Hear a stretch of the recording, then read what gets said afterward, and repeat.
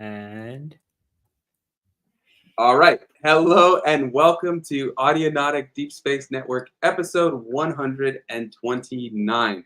This is the Independent Musician's Guide to Production and Promotion.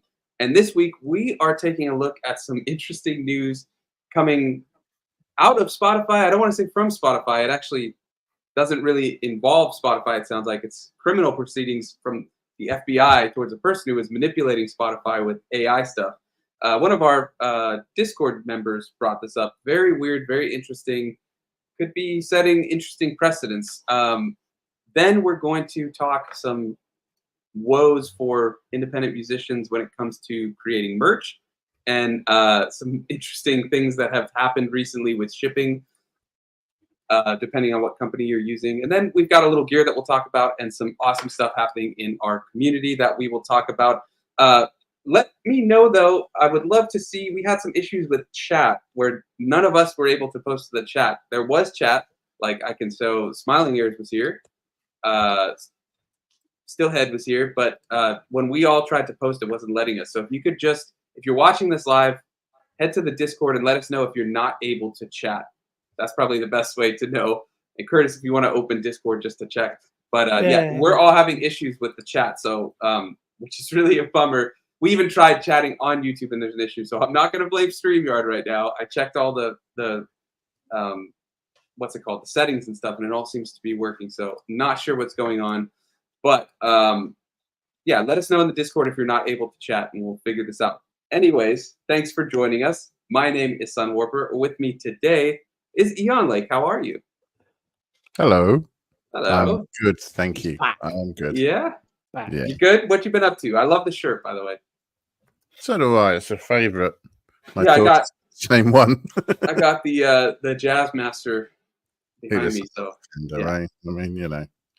But yeah, what have I been doing? I've been playing around with new toys a little bit. Oh, new toys! Shocker! What'd you get?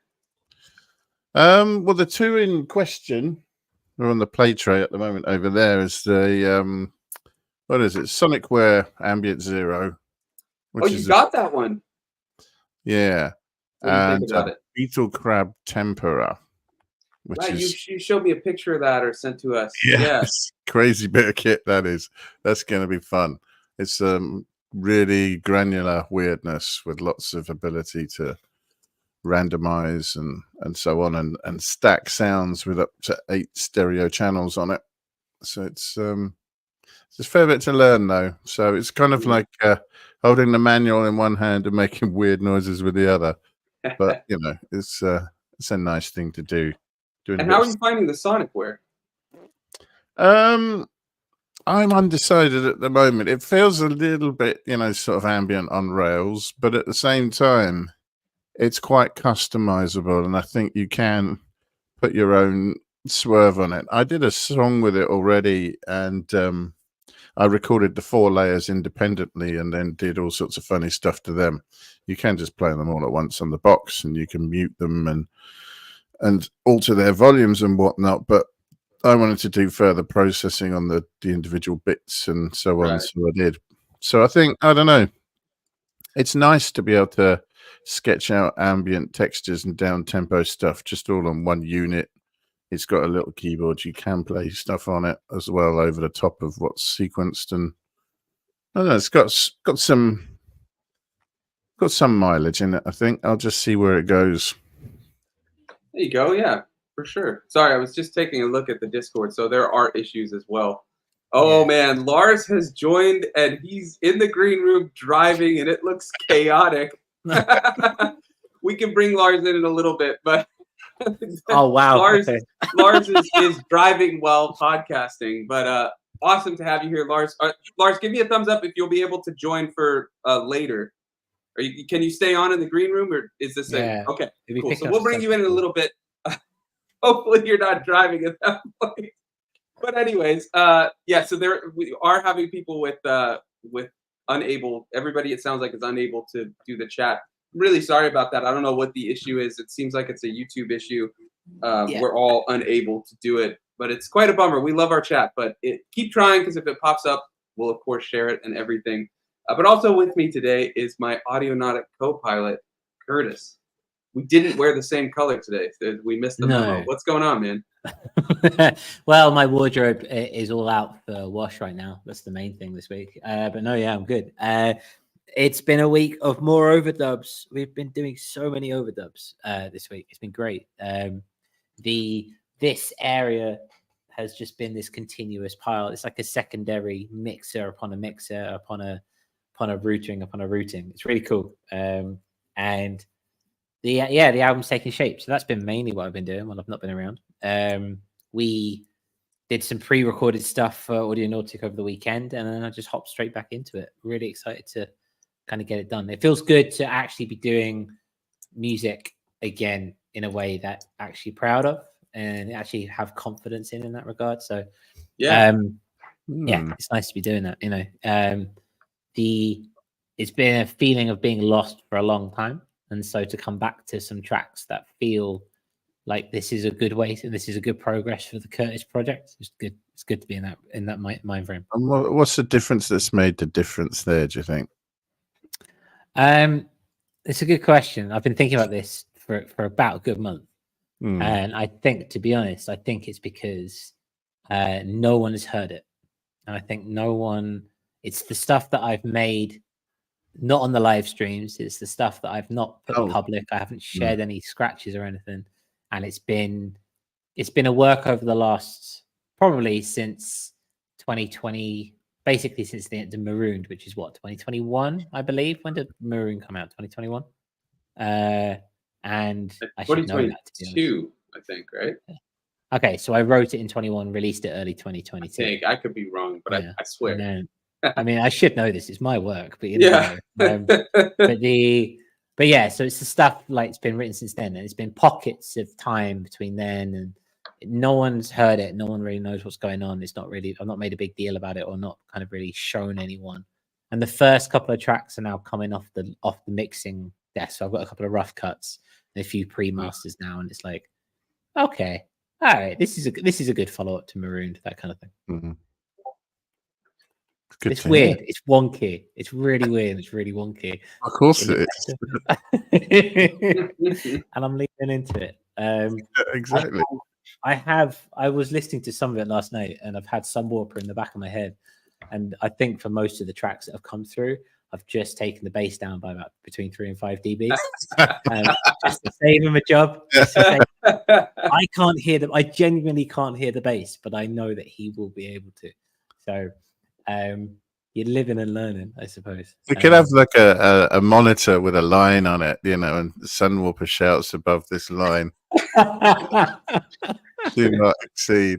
I think it's probably a good way to go. I'd love to invest in visual representations of stuff. I haven't done that yet. I haven't made that investment. I haven't found a decent one where it shows you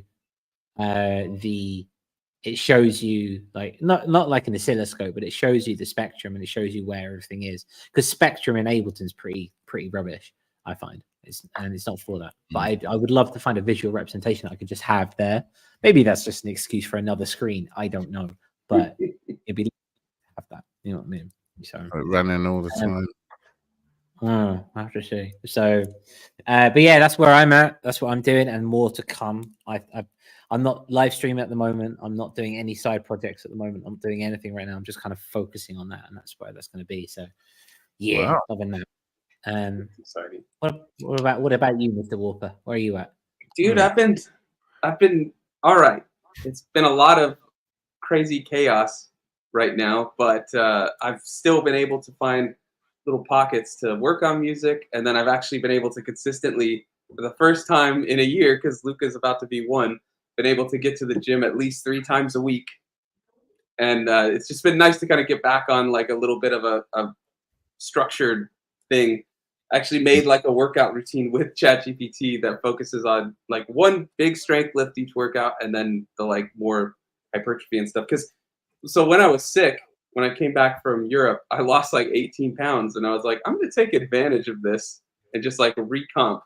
So it's been working. I'm still at about, I went down to like 186, and now I'm much healthier at like 192 pounds. So it's not kilograms, but yeah, so pounds. So it's been good. It's been good. And then I was having bad sleep, but that seems to be subsiding a little bit. So life's been good despite It's all good, the man. chaos. You know.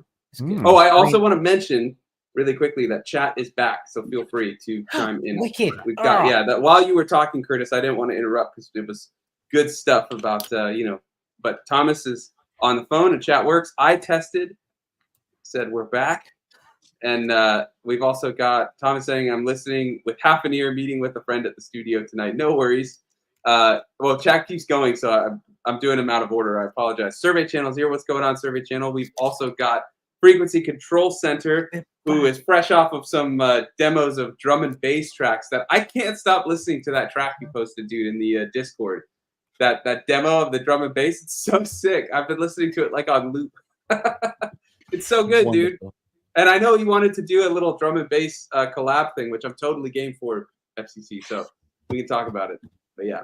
Wonderful. Yeah, but let us know what you've been up to this week. We'd love to hear it now that chat is working. I mean, chat is one of the best parts of doing this live. So it was quite the bummer that YouTube decided, no, we're going to be down for a bit. But it seems to be working. So yeah, and it looks like FCC has another drum and bass demo with the bass. He got a live bass. He's been playing it. So yes, awesome. Fantastic. Share it when you can. Head to the Discord. The link is in the description if you want to check that out and post your own works in progress and things like that and get feedback. Mm-hmm. But anyways, Curtis, let's move on to the news. So this was interesting. Smiling Ears actually brought it to the table on the Discord, and I was hoping it was that waiver AI stuff. You know, those bot farms that a lot of people have been having issues with, where their music gets placed on it. It's not, unfortunately, but this is really interesting. It's amazing that our news concerning Spotify, we'd hope that it was one type of fraud, and we'd hope that it'd be that kind of thing, and actually it's a different type of fraud intentionally, which actually makes the original kind of fraud or bot farming which is fraud better, if that makes sense. I know what I mean? don't know about that. I think you lost me there. I was just hoping they were finally coming in. I mean, I doubt it. I don't know if they'd ever would, but they were coming down on this whole issue. But it seems like it's not, and it also seems like this is on the artist, which I think sets an interesting precedent. This seems pretty clear cut that it's wrong and not right. But I wonder. We'll talk about it after we talk about it. But if it sets an interesting precedent for like those people that have issues with these bot farms that are out of their control for placements and stuff. Anyways, why don't we get into it, Curtis? You want me to share the screen? Yeah, go on. We've got a little thing. What's going on here? Do you want me to run through it, or do you want to run through it today? I've got the stuff. I'm happy to. If you can do the next one, we're good. Yeah. Yeah, go for it. Go for it. All right. So, streaming fraud FBI bust. This is pretty interesting. So, a North Carolina musician has been indicted for orchestrating a $10 million streaming fraud scheme that used AI-generated music and bots to manipulate royalties. The interesting thing, it says here in this article that between 2017 and 2024, which I'm just going to take a quick tangent, was AI music a thing in 2017? Does anybody know? Apparently it was. Yeah, that's what caught my eye. That was a little interesting. But so the Bit of an early adopter. Yeah, I guess so. I'd be curious to hear what that music sounded like. But anyways, between 2017 and 2024, Smith apparently uploaded hundreds of thousands of AI-created songs to platforms like Spotify, Apple Music, and YouTube Music, then used bots to artificially inflate the number of streams accessing the platforms through VPNs to avoid detection. The scale of fraud was massive, with the bots generating billions of fake streams, leading to over $10 million in royalties, which, given how little Spotify pays, that's pretty crazy. Smith collaborated with a promoter and an AI music company CEO to operate over 1,000 bot accounts across 52 cloud services, earning an estimated $3,300 daily. Now he faces serious charges, including wire fraud and money laundering conspiracy, each carrying the potential for 20 years in prison. Also of note, this is apparently the first U.S. criminal case involving artificially inflated music streaming. So I think that is interesting there. So before I posit the question about, precedent it sets, Jan, like, I know you're a big fan of Spotify and AI and all that. What are your thoughts on this? We love Spotify, don't we? I mean, honestly, this is why we can't have nice things, isn't it? It takes one guy to corrupt the beautiful church of Spotify, and we've got this mess. I mean, Lars looks really happy, by the way, in the green room. Is I he? just gotta say, he's just head down, like. Yeah. I mean, we talked about bots on Spotify before, and this just kind of goes to show that there is a slight issue with it. The guy's raking in 10 million. I mean, that's bigger than large scale. That's pretty huge, given what they pay. It's getting its 1,000 streams a month. Maybe that's the secret formula, isn't it? But I don't know. It kind of invalidates the platform to some extent, doesn't it? And everything that they're saying about it. And something tells me that combating this is probably going to be expensive. And I can probably guess who's going to pay for that, and it's not going to be Spotify. Yep. I agree. And Curtis, what about you? What's your thoughts on this? I mean, it's if you find a way to rig the game, all said and done, it's obviously it doesn't put in any notion of fairness and any idea that I'm losing my thought. 3 conversations going on at once, but it creates this world where we are that's the best that we've got in that regard. If you're going to make money on streaming services, the only way you can do it is fraudulently, which goes to show just how broken the system is in its own right. That's a good point. Yeah. Yeah. You have to defraud a business model in order to get any money from it. And I'm not saying that what they did was a good idea at all. That's not what I'm saying. Apparently, according to the FBI, it was a bit naughty. But I mean, yeah, it's not like the FBI have never been involved in fraud, but like the notion of doing in that regard, it shows you that you find these loopholes. Now he's obviously being made an example of. This is the first instance of it being a piece of AI fraud, which they are clamping down on to deter other people from doing it. They're not actually going for the system, or not actually going for the notion of the fraudulent or the exploitative system in which it exists, if that makes sense. It's like exactly. Without putting my tinfoil hat on too early in the show, it's a bit of a limited hangout in that regard. That's my conspiratorial take. Somewhat. Do you think 60 years jail time is going to be going to dissuade people from doing this? I mean, it would stop people doing it in that regard. Yeah. But where's the guy based again? Is he actually American? Yeah, North Carolina. Wow, it's not too clever then, eh? I mean, you would not want to be running an operation like that from America.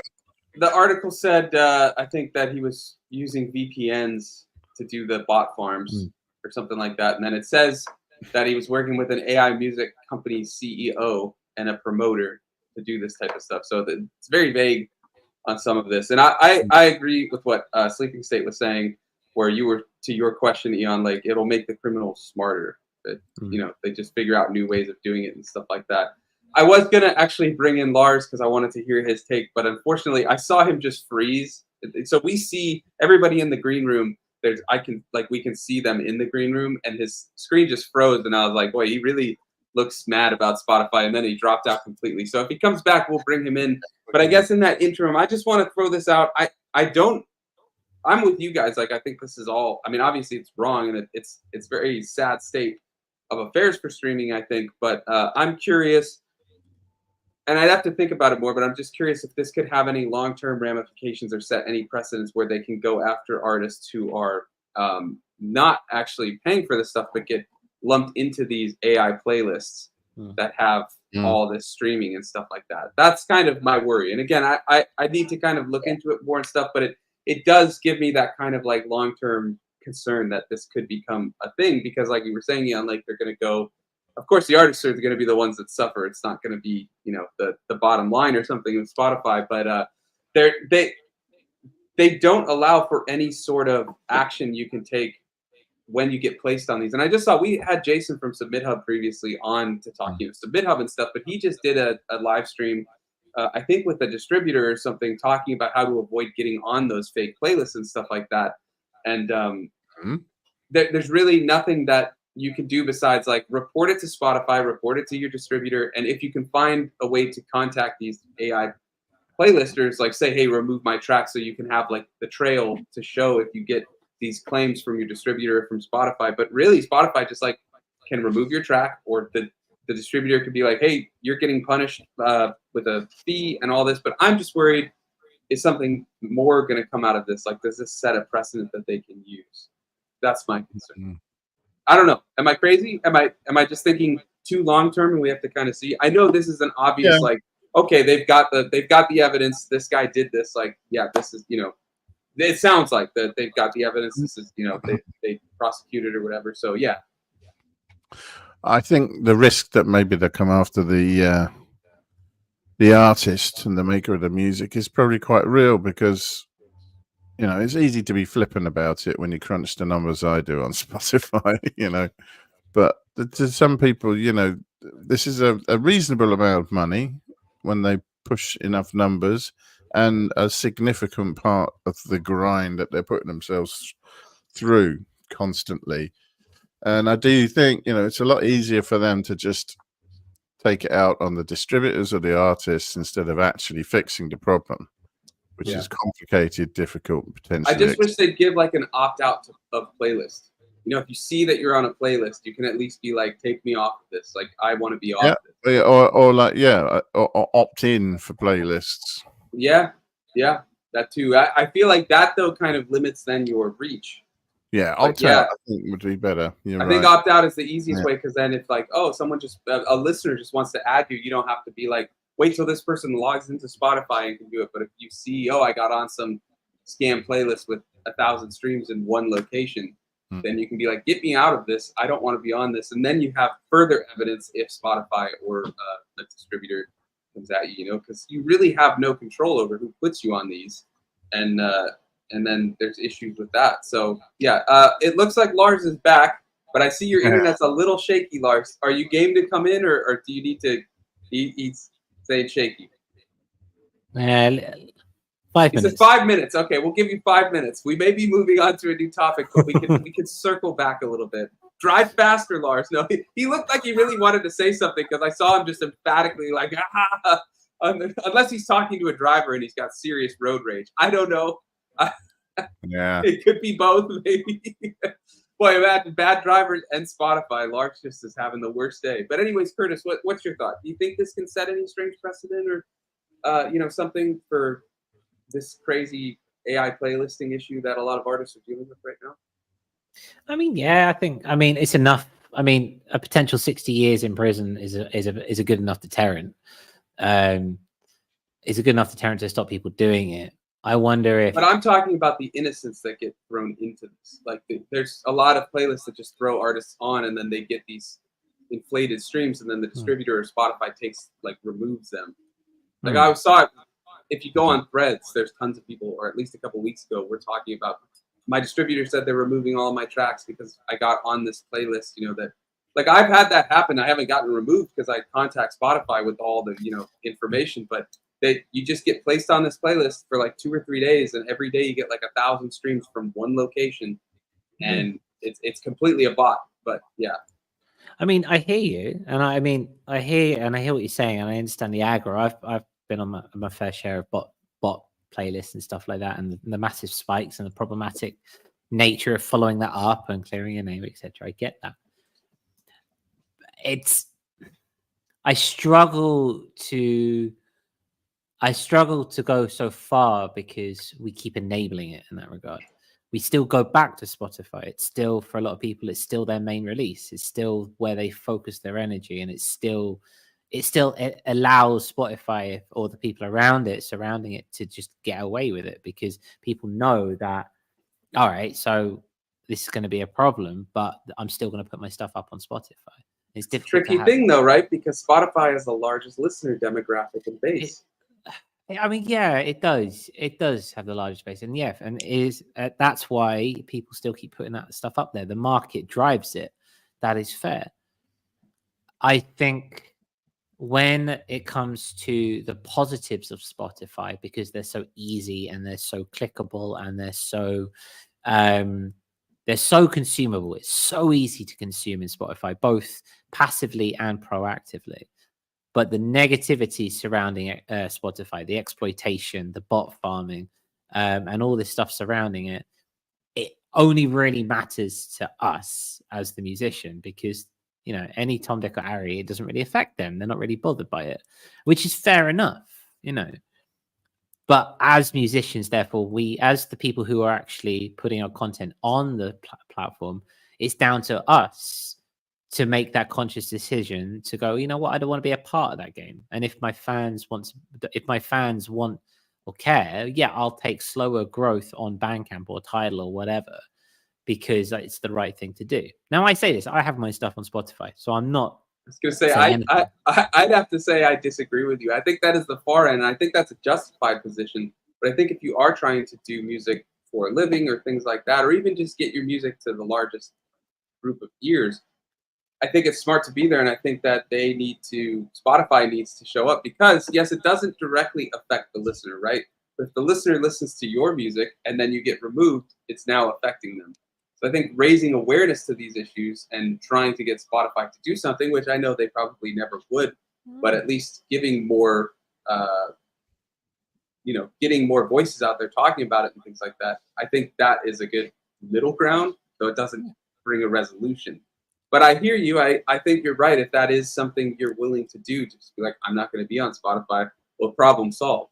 But if you are trying to do music for a living or be out there to be heard in more places with the largest listener base, I think it's important that we shout, to be like, hey, fix this issue, which is why I wanted to bring this up. I mean, I think it's interesting in general that this is like the first U.S. criminal case involving artificial listens and things like that.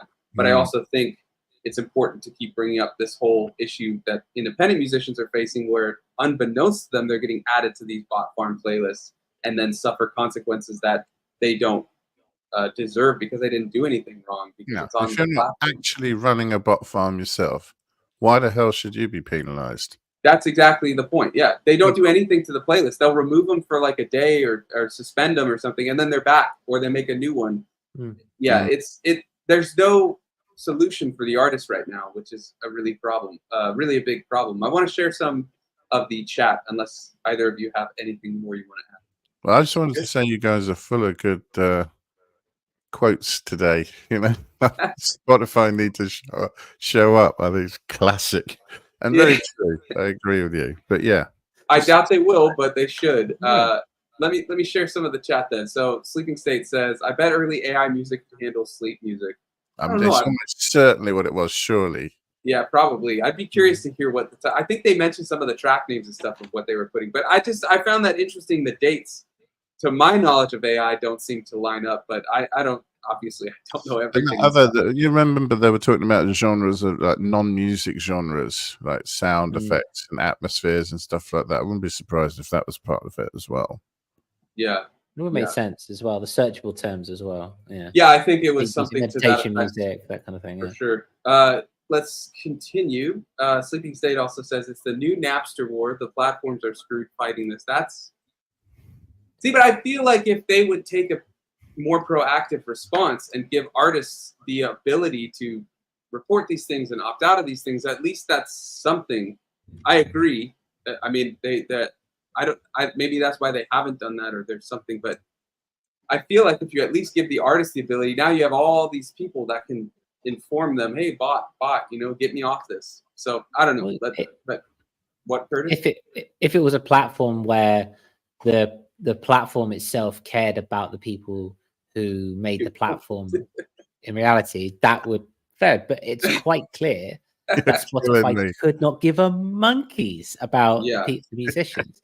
They don't care. They care about getting their monthly fee from the consumer side of things, and they know that there is an entire generation of Gen Z and Gen Alpha who, as soon as they pick up and as soon as they render out their first MP3, they're going to be putting it on Spotify. They're going to be buying a DistroKid subscription and putting it through.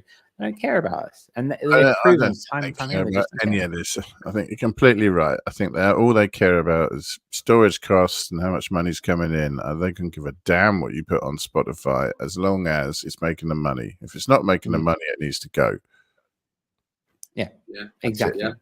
Let's continue with the chat then. But good points, because I want to get Lars in, but now his camera's all messed up, so maybe he's. Oh, there he goes. I just see his face again. Wow, he's like moving around. That's timing. He knew I was going to speak hyperspace. his name.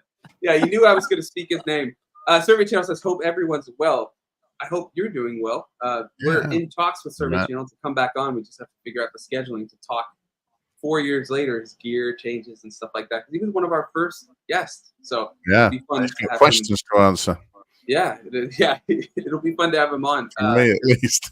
I know he's using Ableton now, opposed to Reaper, and I think he might have downsized his hardware. I can't remember, but it'll be interesting to see what changes in 4 years. You know, Frequency Control Center says whatever systems are out there, there are always people trying to game them and profit from them. It won't ever change. Very true. Very true. I just think like this is something that it's an issue for a large number of musicians, which maybe in the grand scheme isn't a large amount of people, but it is a pretty good number of people, given how many tracks are uploaded to Spotify every day and how many artists and all that. So I think it's, I mean, it's the thing that creates their platform and lets it thrive and exist. Well, I don't know if thrive is the right word, but exist. Let's put it. Bendu is also in the chat. What's going on, Bendu? Who else we have? Let's see. Liking that logo. No. In better news, FCC said a new DMV track has been posted in the Discord for the after show party. Awesome. Yes, I am looking forward to that. That'll be a nice palate cleanser after all of this, because this is a bit of a dour, darker episode, unfortunately. Out of our control. We just report on this stuff. But yeah. Let's see what else we've got. Sleeping State says, or a setting to have Spotify automatically opt you out of suspect playlists. I wouldn't trust leaving it up to them.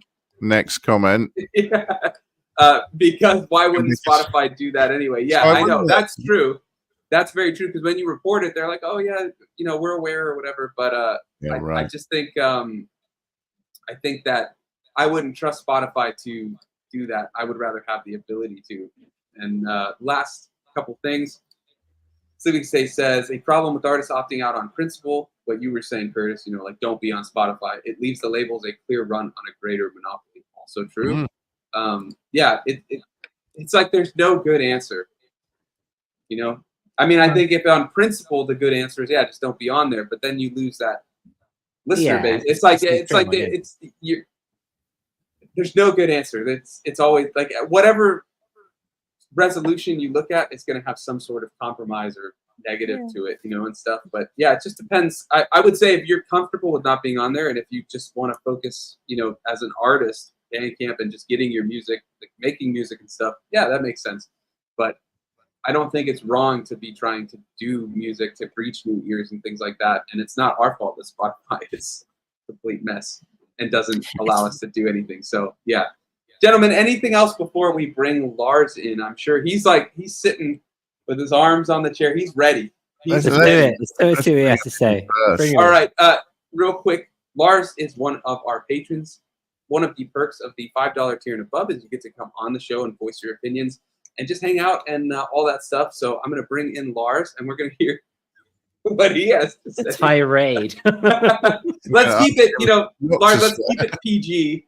Let's keep it PG. I need to. There we go. What's up, Lars? How you doing?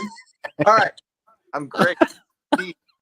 All right, so let me put on my tinfoil hat right now. So, Spotify does not have the biggest listener base. I am of the mind that at least 30% of their listeners are just bots. They're literally going the I'm never going to call it X. They're going the Twitter route now, where most of the traffic is just bots, and they're just trying to keep that stock price pumped up. I hear you. I'm liking this. All right, where are you going? Yeah, this is a good start. Welcome, Lars. How are you this week? Oh, hi. Hello. Yeah. Like right out. Where do you think the listener base is? I mean, there's got to be a fair amount on YouTube, apart from, you know, traditional streaming platforms. Surely. Well, so I'm looking it up. The market share as of Q3 2023 is 31.7% of music streaming space is Spotify. We're doing this all for 33.1% of the marketplace. Well, that's 226 million people out of 713 million that stream music. I mean, that is a pretty significant chunk. Hmm. So even if 30% is bots, it's still a large amount of people that are real. Yeah. Even if Plenty to prove it up by 50% the others. is are bots, that's still a decent amount, and that's people probably listening daily, or somewhat, and then listening to multiple artists or playlists with multiple artists. So I think you're right, Lars. That does make it sound a little better, but I mean, according to this quarter 2023, quarter 3 of 2023, 226 million people on Spotify. That's Yeah. Even if I'm right, they still have most of the listeners, which is very unfortunate for us. But I know I've talked to a lot of people, and a lot of people, apparently YouTube Music is getting more and more popular because people are already using YouTube to like watch videos and then participate in lives like this. So why would they not just get their music from YouTube as well? when I think the premium comes with music, doesn't it, or does it not? Yeah, it I don't does, know. I might be wrong, but I think premium might come with music. So I think yeah. so. It does. yeah, Don't- which premium means no ads. So I think a lot of people are using premium. I wonder I'm gonna Google it. Curtis, what you have something you want to say? I'm gonna Google how many people are YouTube premium. Well, I mean, I hear what Lars is saying in that regard, and Sleeping State makes a decent point that even if it is bots that are doing it, it's still the You main can market share that leader, if you- which is fair enough. But I come back to it. What drives the market, and the market is driven by the consumer, and it's always going to be that way because from a consumer perspective, $15 for unlimited music, and those that aren't on it, you can probably forget about within 2 minutes. It's not because of the music, or you just move on. Yeah. It's just it seems inescapable, and it's only by the artists themselves taking steps to promote different things, such as some of us have done over that. You can still keep your stuff on Spotify, but promoting your Bandcamp, promoting your Tidal, promoting even your Apple Music, Your own website. putting that as a primary, or your own website. Yeah, that is the only way forward in that regard. We can lament on the poor state of the music industry for the independent musician until the cows come home. We're 37 minutes into this live stream, and I would wonder how many minutes we've racked up in totality over 129-ish episodes about the modern music industry. There's also a beautiful dog behind Lars, which is just cropped out. I know. Oh, The beautiful, absolutely beautiful. oh, Hello. All right. Hi, buddy. Me? That is the We most- needed some good. we need some good wholesome. optimism. Yeah, some We need wholesome. some wholesome. That corner could be a thing, because we've got to keep it light. Yeah, yeah. This is why I like- brought Lars on. Now we needed that puppy, Yeah, we need it. that dog optimism. Really quickly, I googled it. According to Variety, which I don't know I know Variety as a website and stuff, but I don't know how accurate this is. But they're claiming YouTube says, which there's authenticity, I guess. YouTube says it has more than 100 million premium and music subscribers. That's not bad considering we just saw that in quarter 2023, or quarter 3 of 2023, Spotify had, what was it, 226 million? I mean, that is a big difference, but 100 million. Though I do have to say, Sleeping State is right on something. Typically is, but this is a very good point. YouTube can be botted. Yeah. He says, Lars, you think YouTube can't be botted? It can, and actually, you can have some really bad issues with when your YouTube channel gets botted because of the way it affects average view duration and all that type of stuff. The way the algorithm on YouTube works. Sleeping State also says, oh, how does YouTube royalties compare to Spotify? I don't know music compared to Spotify royalty payments, but I will say on the back of that, though, say we come back to this original article where the guy has been prosecuted, right? I do wonder whether the FBI will, in its infinite wisdom, be able to learn a bit more about how these bot farms are made. And maybe, I'm not saying they'll necessarily do anything good about it, but at least we might have a bit more of an insight into how this works, where this comes from, and ways in which we can prevent that in the future. That does seem to be a decent thing from this in that regard. Yeah, that's a very good point. If you're a major criminal enterprise and you've got money you need to launder, things like this are probably, quite a good way of doing that. Yeah. Oh, Eon Lake. Grab of my- course. Yeah, real quick as well. YouTube Music pays artist royalties. I was going to say artistic. I read it wrong. Royalties for streams, 0.004 to 0.008 per stream, which is about $17 to $34 per 1,000 streams, which is more than Spotify, I believe. I think Spotify has dropped quite a bit. Google that one real quick. That's a shocker. I mean, makes me wonder what the bot quotient per platform is, you know, and how much there is. I did want to say too that Cost of doing business thing, you know. Eon, like I did want to say too that I wonder if bots being so rampant on Spotify is due to it being the market leader, and that's why we don't typically hear. I mean, maybe it is there, and I'm sure it is on YouTube for sure, because YouTube as a platform is definitely, I would think, bigger than Spotify. But you don't hear like Apple bot issues, like people complaining, oh, I had all these issues with bots on Apple. I'm sure it exists, but what I always see on social media, which again is just my lens into the world, but and what's it called, anecdotal or whatever, but I don't see a lot of people complaining about these bot issues on Apple Music, on Tidal, on whatever else there is, Deezer, whatever, or YouTube Music even. But yeah, so I wonder if that partly is due to them being the market leader, having the biggest market share, so they do it on that because of that. Maybe we need to have a look at the angel investors of Spotify and what they're also involved in. I don't know. Yeah, I don't know. Anyways, anything else? Lars, I know you came on late. Anything else you want to say regarding this, or shall we move on to the next topic? I will say that with some of the other services, like Tidal doesn't have a free tier anymore. They got rid of their free tier, so it's all paid now. Wow. So I think that's honestly a good way for like services to avoid bots. Is like there is no free tier, because it's really set up a free account, but nobody set up hundreds of accounts that they have to pay for, right? Yeah. So unless you like, you know, put in another layer of fraud in there, which sounds like more trouble than it's worth at that point. You want to keep fraud easy. Let's face it. Come on. Yeah, If you're going to launder money, you want to have an easy time of it. There's another one. Put it on a t-shirt. Keep fraud easy. I'd wear it. Just Spotify's logo and just there we go. You make a very good point, Lars. I think Tidal are up in they're really up in their game. Just before we transition to the next segment, there are other alternatives out there, and Tidal have been up in their game recently. They have a DJ integration, which is absolutely fantastic. More recently, and yes, they no longer have a free tier, but their family tier is insane. 6 devices for what, $8 ish, $9? At least it's here in the Czech Republic. So in America, I know like I got on the student plan, so I get like $5 a month for a single, and I think family tier is like $18 a month or something for 6 separate devices, which is 6 separate accounts basically. So that's pretty good.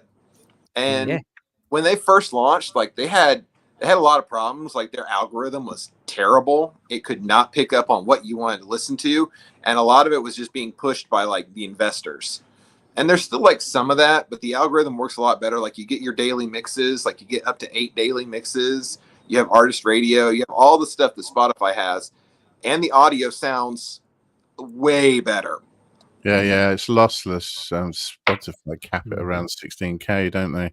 Yeah. So they're apparently supposed to be introducing that hi-fi or whatever, which they announced years ago and then never happened. I don't think it ever rolled out yet. So it is rolled out, but not all tracks are eligible for it. So like a lot of older tracks you'll find, like I was listening to the Offspring Smash, which was made in like the 90s, and it's like there is no hi-fi quality of that anymore. There's just what they could get off CD, which like I think the best quality they have for that is like 96K lossless. So you can get hi-fi on some of the tracks, but they're going to be the newer tracks. Anything older, it's going to be like 96 at best.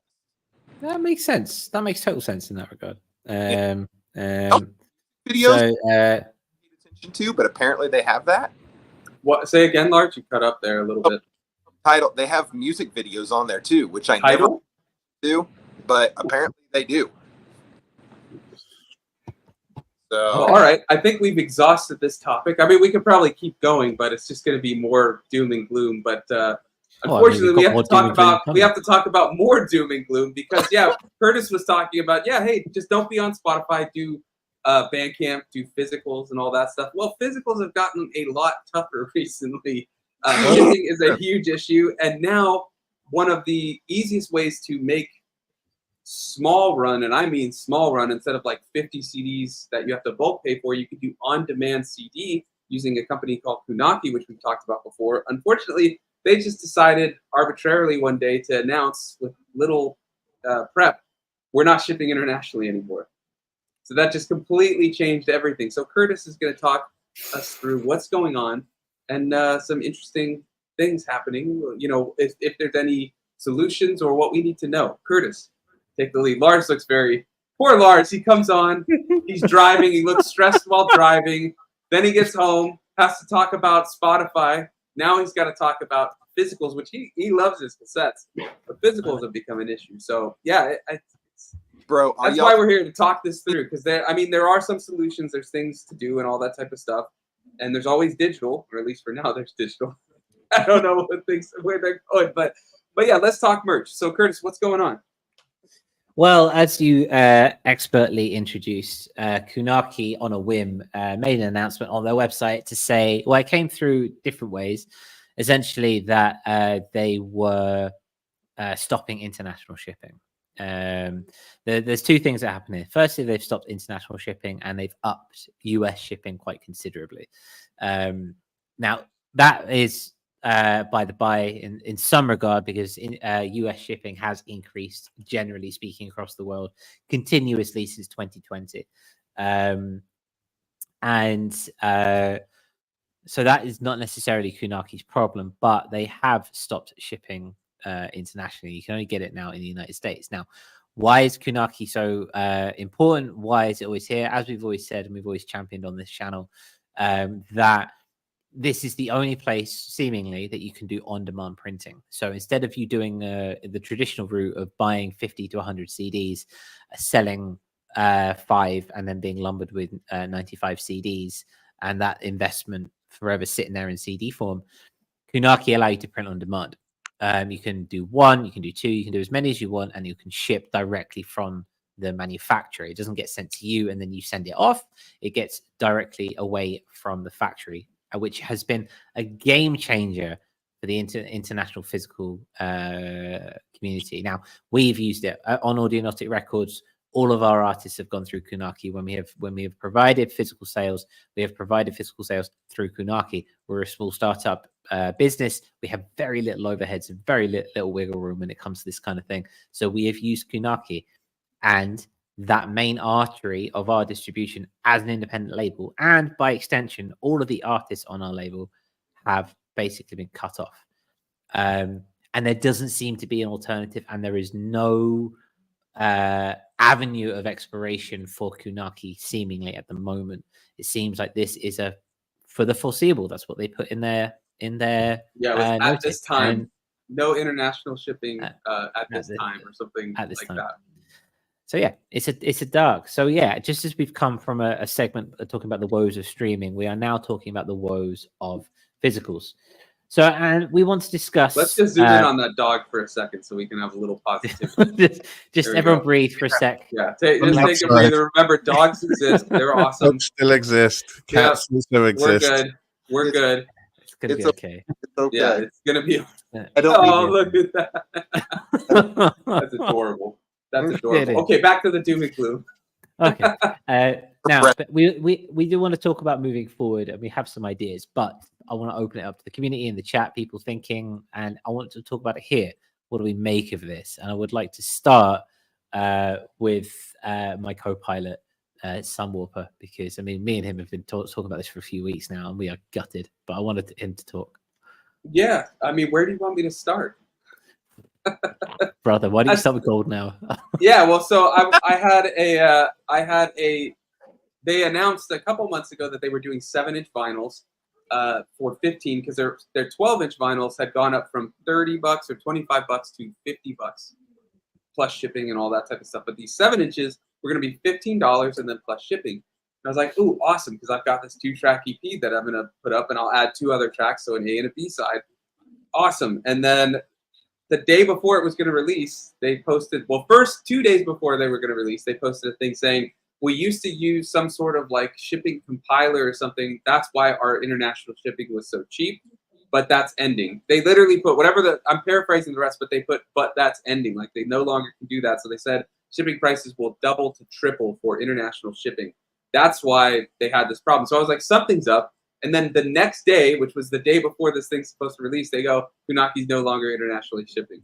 So what I've had to do is to basically, and I hate this, but there's no other way, charge double shipping pretty much for international. So if you want to buy the vinyl, you have to pay for it to be manufactured, shipped to me, and then I ship it. And I went to the post office and talked with them for a bit. I brought one of the vinyls that I had, and we did weighing and stuff, and the shipping costs are ridiculous. Like just to get to, can't remember if I used like Eon Lake's address, or I think it was somebody in the UK. I used their address, and it's like $25 for just the vinyl. Plus you've got to buy the mailer, you know, and protect it with like bubble wrap or something like that. And then they're like, oh, by the way, if you're shipping further into Europe or anywhere else, it's going to be more.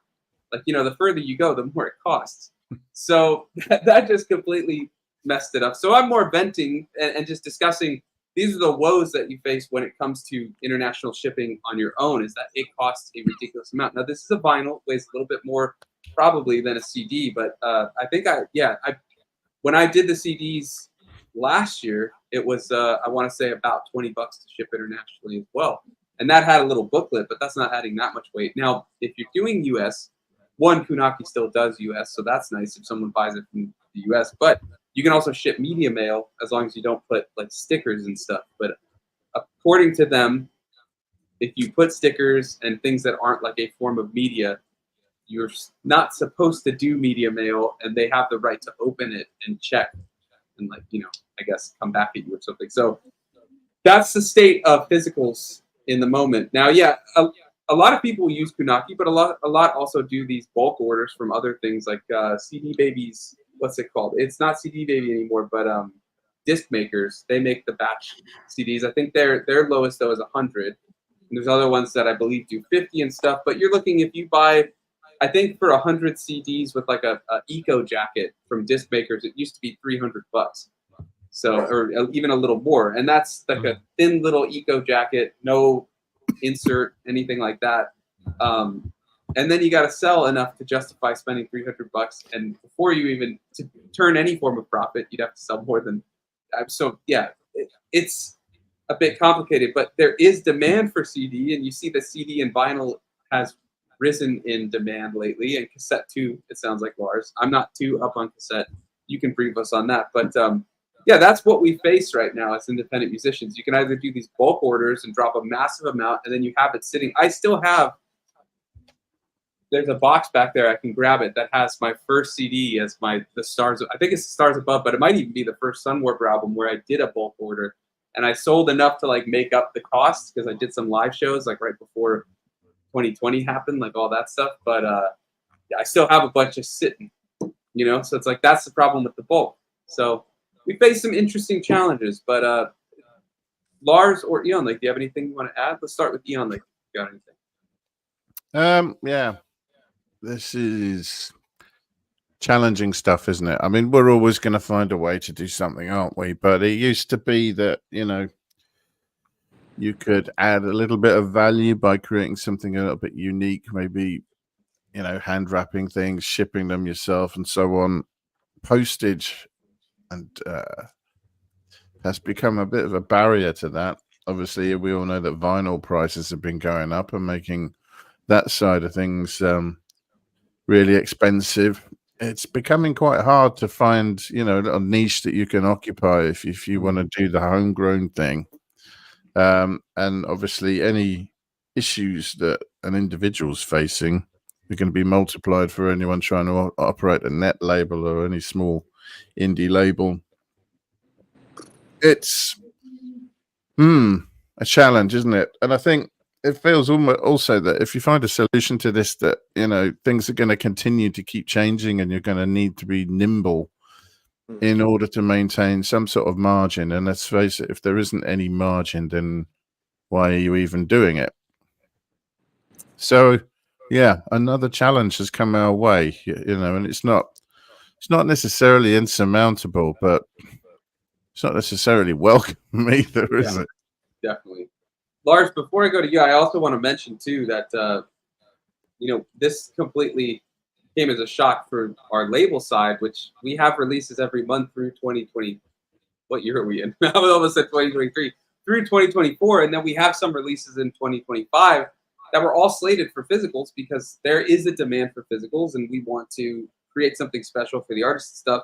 And we have an album out in this month in October that all had CD plans, and now we've had to basically, unfortunately, shelve it or put it on hold and figure out, if there's any other means to do it or something. But then you lose the hype window from when a release comes out and stuff like that. So it's completely altered everything. So I'm not here to complain. I'm not complaining about it. We want to raise awareness to this because it really throws a lot of labels and a lot of musicians out. Because this was a great way for musicians, whether you're with the label or not, to create something special, create something unique, like Ian was saying, and then sell it at very low overhead costs. But you can still offer this alternative because there is demand for it. But now, basically, gone. Yeah. And Ian, did you have something you wanted to add? Well, as a solution that we've mentioned before for artists, or something you could do yourself, it's kind of incumbent on us to mention that that's a door that's sort of being closed now. I mean, the only thing that's certain is change, and keep your eyes open. But some of these tools that were available aren't anymore. Constants are changing. That's the unfortunate thing. But Lars, for a t-shirt. What's your thoughts? And I'd like to hear first your opinion on all this, but also anything you want to add about like cassettes and stuff, because I know, we've been talking about some stuff. So share as much as you want, or keep So it in the back pocket. That's all good. the first thing I have to say is F me running. That's because I'm not big on CDs, but I know there are a lot of people who want CDs still, and that was a really great option for getting something quick and out the door, cheaply.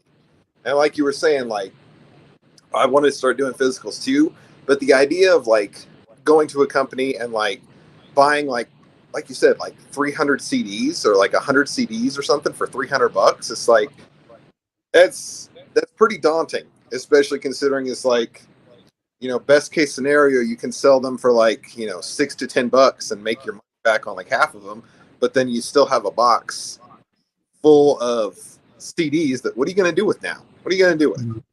Yeah. I had a similar problem when I did the floppy disks. I made 20 of them, right? And I still have 10 left. The good thing was because there was I basically got the floppy disks for free, and I found the cases super cheap. So I think all in all, I sank maybe less than $50 into the whole project. So it's not like I had a whole lot to lose out on. But one, there's not a whole lot of demand for it because it's as novel as it is what are you going to do with a floppy disk? Who still has a floppy disk reader out there? I was just thinking about that. I was I'd love to have that, but I don't actually have any form of way to use it. It's a cool novelty to have. No, for sure. But and then cassettes, it's I've worked with several labels that have done cassettes, and one of them, Bent Window Records, they're really good with cassette releases.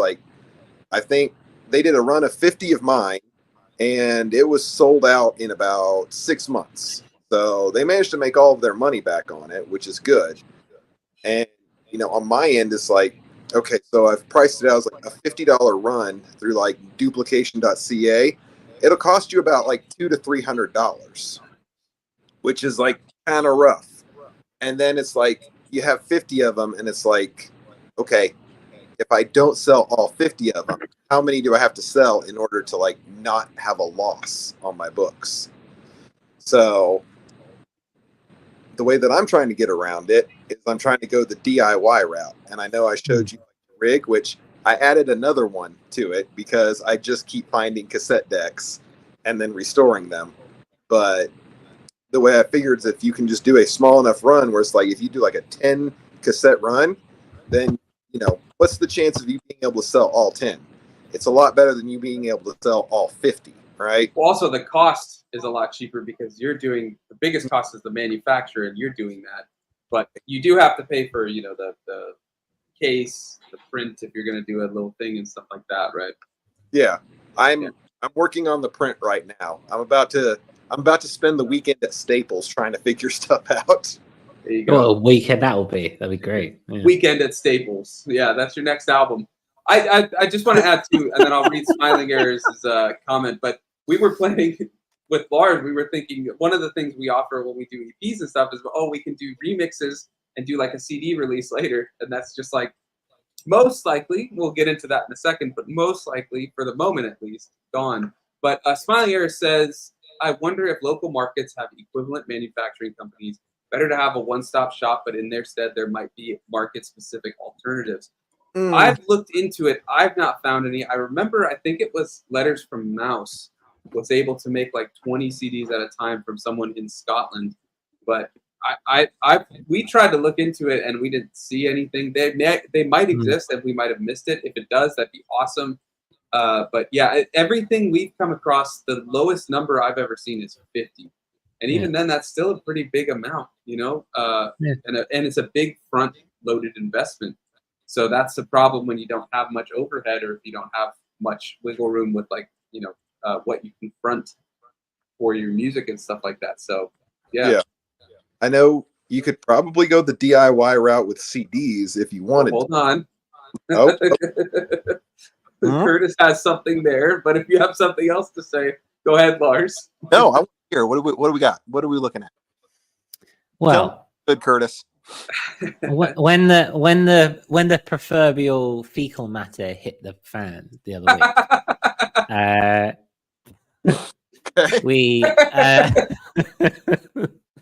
we got Sunwolfer and I had a little bit of a crisis talk. It was actually a crisis talk after last week's show, and we did start crunching numbers and we started coming up with plans and options and ideas. And we do have an idea, and we do have something that we would like to do, and we both got very excited by the notion of doing. At the moment, it's a prospect because it requires overheads, but we have figured out that as a startup cost of $350, we can turn Audionautic Records into a DIY home brewed physical distribution center, and it can be done. We've done the maths, worked it all out, everything we would need to make and press our own CDs, including everything involved in that process, right here in this apartment with the cats. Steve, but he'll make sure no cat hair gets on the. We will make sure the cat hair gets on there. But yeah, we've worked out that. We've worked out that we can do it for a startup cost of $350, and we could do that, and we can maintain small runs in a traditional form, and where we can truly make it something special, where we're not just printing CDs, putting them in a mailer and then throwing them off to people, but we can do some proper curated merchandise with this and make it special and make it unique for everyone involved. That's what we want to do with this. It would involve the printer, the suppliers, the CDs, and everything involved to make this work. It would cost us $350 to do, which currently we don't have. But if there were people out there who wanted to get involved, where we can create this thing and make this work at a truly local and communal level, people wanted to help us out to get it done, then this would be a time to go to Patreon, to go to PayPal, and to help us out in that world. $350 is not a lot. We are a very, very small independent label and independent channel.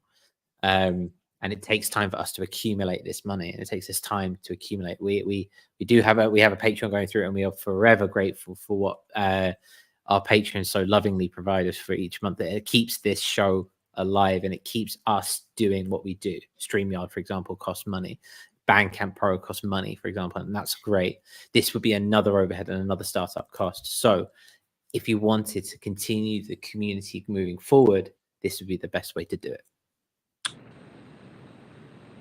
Lars has something on his mind. Go ahead there, Lars.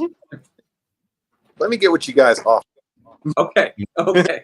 Yeah, but if you do want to help support this, if this is something you're interested in, we've got artists like, well, I guess we can say it, but like Bendu's coming out very soon. We've got artists, obviously, Eon Lake and that last CD did really well, and the CD, I mean, did really well. And I know there's a lot of demand for Eon Lake CDs, so if that's something that interests you, head to the PayPal. I think Curtis put it in the description, right? If not, I'm sure he'll add it right now, but that's the best way so we can get this. I mean, we could do some sort of, this is kind of our pseudo crowd fund, but we could do a Kickstarter or something too. But I think this is the simplest way to do it. But yeah, if this is something of interest, if you like Curtis's work, my work, Eon Lake's work, Lars is on the label, that last EP, dude, amazing work. Got a lot of amazing artists, and we want to share it. We want to create physicals, do interesting things. And we got no shortage of music to put out. There you go. I didn't say he said it. I mean, I did say it too. Well, he said it. And I'm not including myself in that. No, you should include yourself. You're an amazing musician. That album is not a problem. That album's incredible. But yeah, we prided ourselves on selling physicals and doing it this way. And I think, you take this fecal matter, as Curtis says, and we can at least make it a little bit better, because I think if we were to do it this way, we could do a lot more tailored and well crafted, like the way we want to make it. We can add things on top. Audionautic stickers can go with every shipment, things like that. There's a lot that we could do in a more I'm blanking on the word, but not controlled, but a more personalized way. We can do that in a much more personalized way than what we've done before, because always before, Funaki, we just gave them the files, they'd make it, they'd ship it, and it was just the CD or just the vinyl or something. But this is something we can handcraft. It's DIY. It's bringing it to the community level, as Curtis was saying, which is what we pride ourselves on. So if that is something that interests you, PayPal.com. The link is in the chat and in the description. Go ahead, Lars. I see you. The word you're looking for is boutique. Boutique. Yeah, I was actually looking for personalized. It popped in my head, but you are right. It would be boutique. It would be boutique. Good call. Yeah. But I meant personalized in that we can actually handcraft these. They're like, Curtis makes the art. I do the masters for every artist. The artists make the music, obviously. And it would be something all on our end that we control, we personalize, and we create and share with you. And then the shipping wouldn't be as outrageous. So yeah, that's what we're working with. If that interests you, of course, the Patreon's a great way to support, but a lot of that goes to the upkeep for the show. So the PayPal is the best way for this, but whatever works, we're eternally grateful for any support. And we hope this interests you. You can check out our Bandcamp to see all the CDs we've previously released. They're always something special, and we want to keep that up because it means a lot to us. It means a lot to the artists, and we want to keep doing these because, Spotify, we talked a while about all the issues with streaming. So this is a great way to do it, and that's why we want to keep trying to find ways to create it and offer that. Completely. So yeah, if there's anyone who would like us to get involved in that is something that we want to do. We want to create that personalization. We want to create that boutiqueness. We want to create something that is unique and is homegrown. And who's beep with that? Sorry, that was my work computer. It's like, whoa. get back to work, Lars. No, don't stay. But yes. So yeah, if that interests you at all, we will be doing. We're going to try and make this our. We're going to try and make this our focus moving forward. Try and generate and raise the money that we can. If you want to get involved, it'd be amazing. It'd be absolutely amazing. So yeah, patreon.com/Audionautic, or the PayPal is in the description below. If you don't want to do anything recurring, you just want to make a one-time payment or anything like that. Yeah. It means a lot, and we hope we can do this because we want to offer this for everyone that wants it, and for all of our artists who spend so much time crafting this music, we can turn it into something real and tangible. Totally. And with that, has anyone else got anything to say, or should we move across to our final segment of the evening, or day, or morning, depending where you are in the world?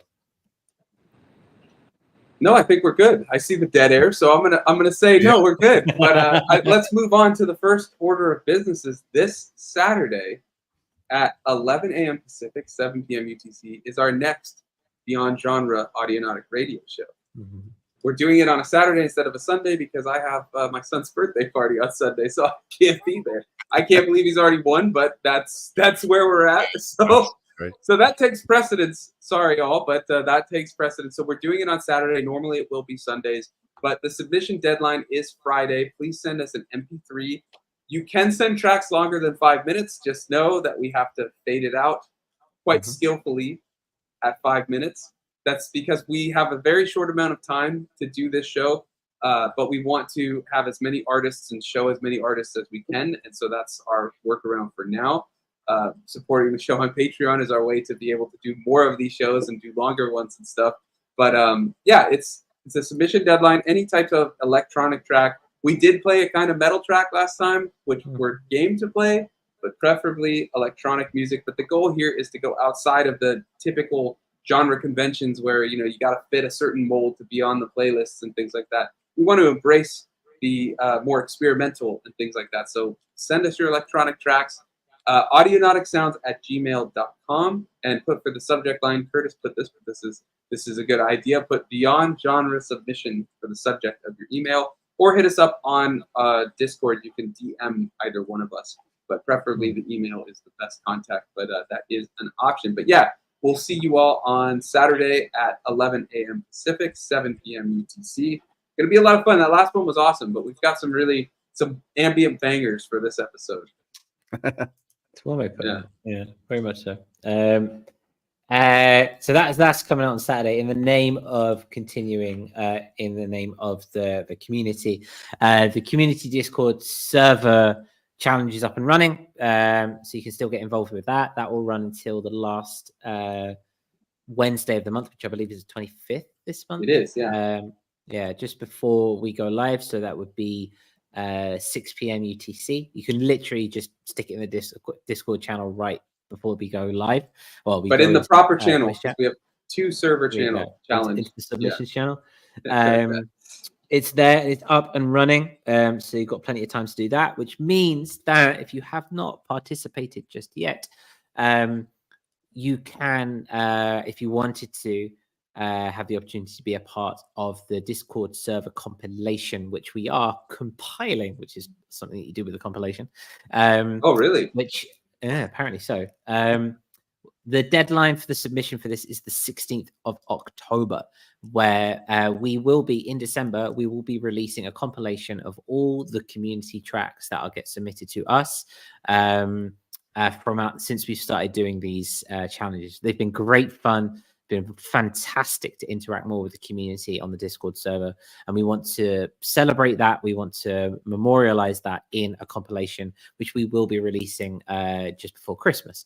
We are going with 1 track from each artist, whoever submits.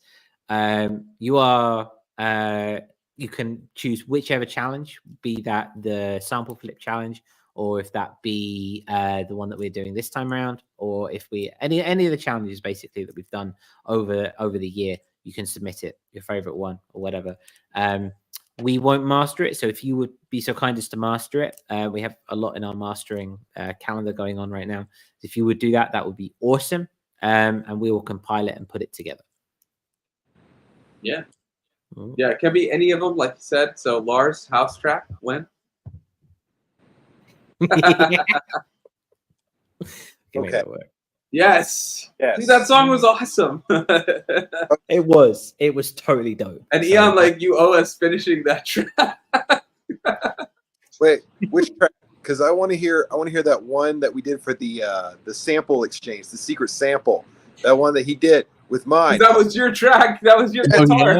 Yeah. Basically Rich, wasn't it? Yeah. That is all like the KMFDM ministry kind of energy I want in life. Man, I had some plans for that one.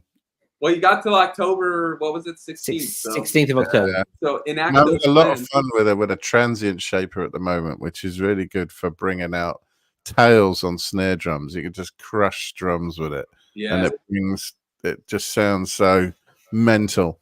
So, oh, that would be good. Well, there you go. There you go. There's plenty of time to keep on going. Yeah. So very much be a part of that.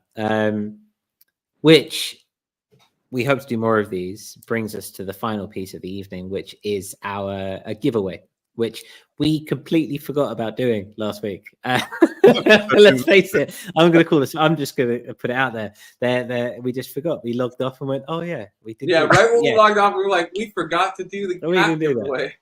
So yeah, we're here. If you haven't seen the show for a couple of weeks, basically 2 weeks ago was our fourth anniversary, 4-year anniversary episode, and we said if you put a comment in the below the video telling us what you appreciate about the Audionautic community that we've built over the last couple of years, we will put your name into a hat and you can win a hat. We are launching a new line of merchandise in our baseball caps, which was voted for by the people of our Discord channel. There was a choice of jackets, hoodies, hats, and even a yoga mat. And people that was all you, man. I know that was all me. It's fine. It's still an option. I'm putting it out there. He'll try until his last breath to get that yoga mat. I've got the account to print for. I'll just make one. But you guys voted, and you voted for baseball caps, and so we have got 3. We have got it in black, we have got it in red, and we have got it in white. Whoever his name is pulled out of the hat will get one of their choice. So we will message the person after to ask them whether they want it, and then following this episode, the merchandise will go up on our Bandcamp, where you will be able to purchase a brand new Audionautic hat, should that be something that you want to wear. Anything before we go into it, Sunwarper? I saw Lars was disappointed the jacket didn't win, the hoodie. The hoodies and jackets. We can still make one. Don't worry. It's okay. All right. It's coming. Curtis has limited time to do design, so it's coming.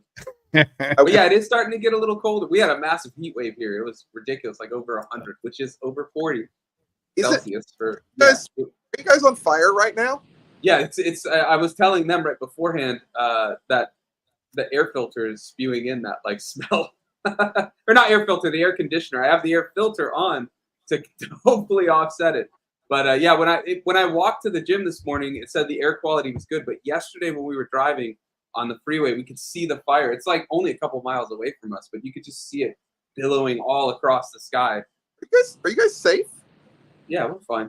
Okay. I mean, I say that, but we're supposed to be. Famous last words. Yeah, we'll be fine. Yeah, famous last words. No, it should be fine. I mean, it's a bit of a ways off, but I mean, it's like visible, and you can smell it and stuff. But a couple days ago, when we have fires here, like the whole world gets this orangish glow, and it was like that a couple days ago, and it was 104 degrees, which is just not fun. Well, everywhere else in the world it is getting colder, so maybe we do need to have a winter line. But right now, well, today it's a lot cooler, thankfully. Well, there we go. Hopefully that fire gets under control because it's bad. The best way to keep cool as it gets cooler is to make sure that your head is covered. So hats is a good way for now, I think. Yeah. So shall we just do this raffle then or giveaway? Let's do it. Lars wants that hoodie so bad. We'll get it to you. All right. Okay, so I don't have the Audionautic hat, but I have my Sunwarper hat. I have the names here, so we're gonna put those in, and then we'll grab it. Can you see the hat? Yeah. Okay. Let's go. Here we go. Okay. Stillhead. Yeah. All right. Yeah. Thomas, I know, really wanted the cap. He's the one that I think set the cap. So there we go. It's destiny. There you go. Very much manifest destiny in that regard. Yeah, very much so. Thomas, hit us up on DM either of us really, or both of us probably is the best way. DM us together on Discord, that like group message, and we'll get it sorted. We'll set up a group chat and we'll get you there. And yeah, we'll get you a hat, man, of your of a color of your choice. So Of those three. congratulations. Yeah, he's jamming out in the studio right now, so I wonder if he's dropped. But that's awesome. Yeah. Fantastic. Congrats, Thomas. Yeah. Wicked. All right. Hopefully more of those coming through as we continue to grow. That was fun. Yeah. I hear you, Lars. I am not much for Hatman myself. I could do with a hoodie or something along those regards, but we'll have to put it to popular vote. This is a community at the end of the day. I want a jacket. I just wanted the hat first. Sorry, Lars. Yoga mat. I don't think anyone's gonna. I'll tell you what. You're gonna need to make it and order it so you can show it, so people will be like, "Oh my god, it's beautiful," and then they will come. If the yoga mat ever wins, I will do a video in which I am doing yoga in Hoochie Daddy shorts. All right? Hoochie Daddy shorts. That yoga mat's winning.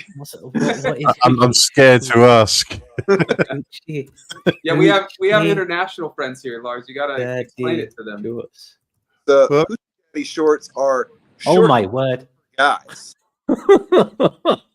You're wearing them because you're showing off your legs and being a Hoochie Daddy. There you go. Okay. I nailed it. It doesn't make any more sense, but it doesn't leave much to the imagination. State of mind thing. It doesn't leave much to the imagination. We'll put it that way. Yeah, that's kind of the point. So, I mean, like yoga shorts for men, rayon style. Anyway, this is getting a bit derailed, but yes, if you want the yoga mats, that's your consequence. If the yoga mat wins, your punishment. Just kidding, Lars. I'm just kidding. I do have to ask a question of Curtis real quick, though. When you do wear a hat, do you like leave your hair like out, or do you pull it through the back of the baseball cap? That's a good question. Mine doesn't have a back, so he'd be screwed if he does. It'd usually be in a ponytail coming out the back. That's what it would do. But genuinely, I don't think I've worn a baseball cap since I started growing my hair at 11, and I don't know if I have ever worn a baseball cap since that point. I am. I haven't. No. Yeah. Hats. Just even when I had I used to have a buzz cut. Right. I used to have a buzz cut from the army buzz cut. What? We're talking like 9, 10, 11 years old here. We're talking teenager. But even then, I was just like, hats were just, they didn't never work for me. So yeah. Imagine you with the like you said, a buzz cut or like a high and tight. Like a buzz cut. It was really like a number one all around at least. Oh, I'm trying to imagine that and I can't. It's just not. It's not coming to my brain right now. Because all you've ever seen is him with his faux Jesus hair. And with the facial hair. That's what. Yeah. This used to be an egg, basically.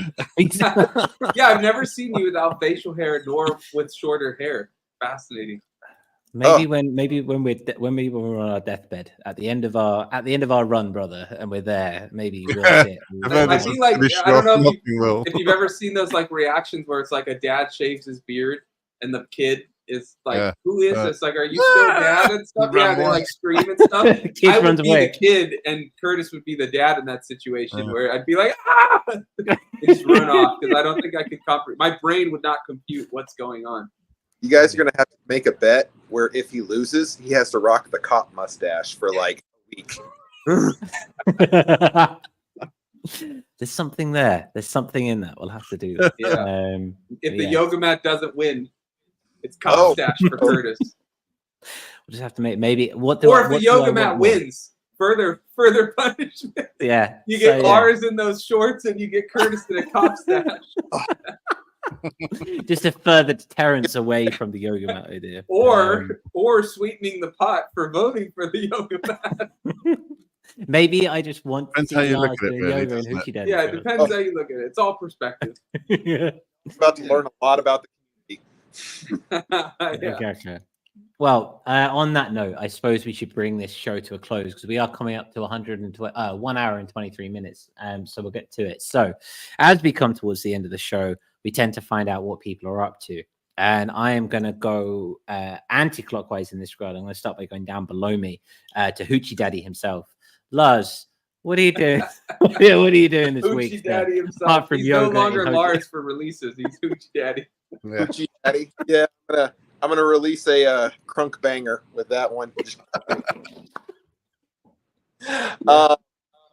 So this weekend, I'm probably going to be up to taking apart all of my cassette decks and making sure they are well lubricated and all well put together. Sounded terrible, Daddy say that. Daddy. Hoochie Daddy's lubing this week. Hoochie Daddy's lubing up. Get those cassettes nice and warmed up, huh? It's what the people want. Give the Yeah, people. all right. If they vote yoga mat, they might regret it. Anything else you're up to, or is that taking up most of your time? That's probably take up most of my time, but I might be working on a little bit of music too when I get a moment. But yeah, I'm just gonna be working on my cassette decks and being a hoochie daddy. Lovely. All right. That's what you need. You Lots of deserve stamina being involved with getting those cassettes looped up. Oh, so much. Gotta wear gloves. All right, we've got off derailed enough. Yeah, like, what are you up to? What am I doing? I don't know. I'm a little He's distracted at the thought of Lars. He's horrified. He's like, oh God. I'm You're going to throw up after this. That's what you're immediately up to. 30 in the middle of the night. Be like, oh, yeah. I'm gonna try and forget that phrase first of all. Act like I've never heard it before. But yeah, I've got about 4 projects going at the moment, so there's plenty to do on each of these bits of varying different styles. I'm going to see what I feel like doing. I've got a number of experiments though written up on my board. The last one was really good. It went really well. Got a song out of it straight away. So I've got a few more to go through that I'm quite clever with, to the point where I'm thinking, when I've done that, how am I going to come up with another idea that good? Oh, don't let that imposter syndrome get you. You're a genius. Yeah, it's just, I really like the idea. I think it's going to sound awesome. But any chance you want to share? Now I'm very curious. Or after it ends, it is hardware related, though. It's about using one piece of hardware to control 2 other pieces of hardware in a particular way that still want to hear it. I've been dying to try out. So yeah, I've got some experimentation to do. There's always something weird going on like that. Yeah. All right. How about you? What am I up to? I know you didn't want to break the anti-clock, whatever Curtis said. What was it, anti-clockwise or whatever? For me, that is. For me, yeah, I know. Oh, yeah, sorry, I didn't check. You were typing, so Eon Lake had to take the mantle of your rotation choice or whatever. Anyways, what am I up to? I'm going to live stream the sample challenge on Saturday for the Audionautic Discord. I'm going to do a live stream for that. I'm going to throw up 3 samplers, actually 4, but one's a DAW. But I'll throw up 4 for people to vote on tomorrow, so that I'll know by Friday. But it's going to be the PO33, which I've completely forgot how to use, so that'll be fun. The Koala sampler, Logic for iPad, or the Digitakt. So because I don't want to do the SP, I did 2 SP videos in a row. So I want to do something different. So those are the 4 I'm going to throw up. I have a suspicion the PO33 is going to win, and it's going to be embarrassing, but that's all part of the fun.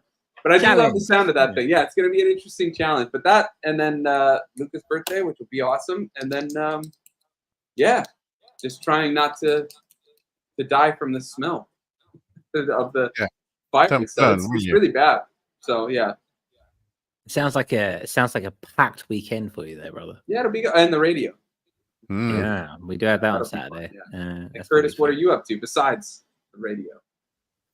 I think again it'll be more continuing through. The stories are coming, and I'm so in it right now. Like every waking moment is. I mean, even when I'm at work and stuff, it's all about the album and writing it. The story's coming together, right? So it's not just a collection of songs anymore. It's the next chapter in where Curtis is. So I'm in story mode. So we're writing that story. We'll be writing more. We'll be mixing. Hoping to get. I want to get another couple of bounces down and throw them around, put them in the ears and put them in the car, that kind of thing. And yeah, solid as much as I can with the time limitations that we have. That's my thing. Can I ask a somewhat personal question about that? Okay.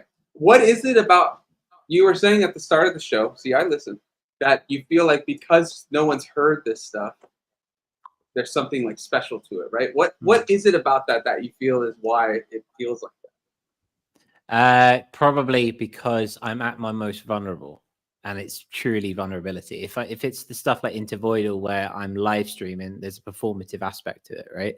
And it's limited by the limitations that I put down. Whereas the creation of the scratches of these have been complete playfulness and complete unlimited exploration of sonics. And yeah, and I've written it. The only intent has been, where is Curtis now and what is Curtis doing? And so therefore, by that regard, it's the most vulnerable I can be. And therefore, it's something that's the closest to my heart. Got it. Okay. So like less pressure too, right? Because it's not in the moment of writing, I mean, like less pressure. Yeah. Because you don't I suppose you say oh, that. I've got this time constraint. I've got people watching. I've got this and that. Yeah, I understand. Yeah, probably. I know he's on a ship. That's up until now.